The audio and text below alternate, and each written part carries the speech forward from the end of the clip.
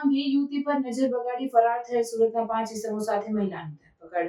દમણમાં 25 જુલાઈના રોજ બે યુવતીને રાજસ્થાન ખાતે રહેતી 40 વર્ષીય સોનિયા જીતેન્દ્ર અરોરાએ 24 જુલાઈએ દમણમાં એક ઇવેન્ટ પ્રોગ્રામ માટે લાવી હતી.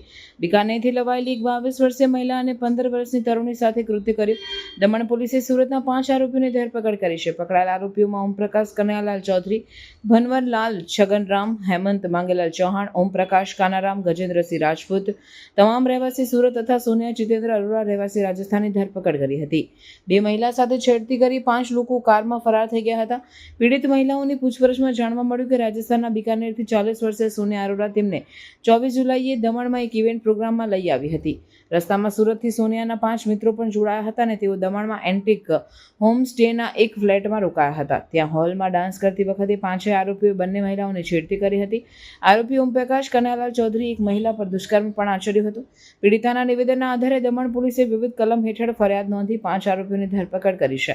પોલીસે આરોપીઓની કાર પણ કબજે કરી છે અને પકડાયેલ તમામ આરોપીઓને કોર્ટમાં રજૂ કરી રિમાન્ડ મેળવવાની કવાયત હાથ ધરી છે.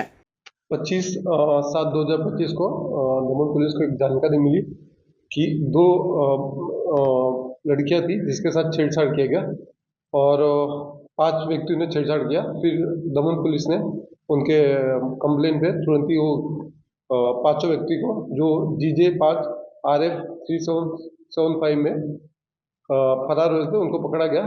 उनको लेके आया गया पुलिस स्टेशन और जो बच्चे थे उनके कंप्लेन लेके 5 को अरेस्ट करके आगे की कार्रवाई FIR नंबर 32/2025 के तहत FIR करके बाद में आगे की कार्रवाई शुरू की.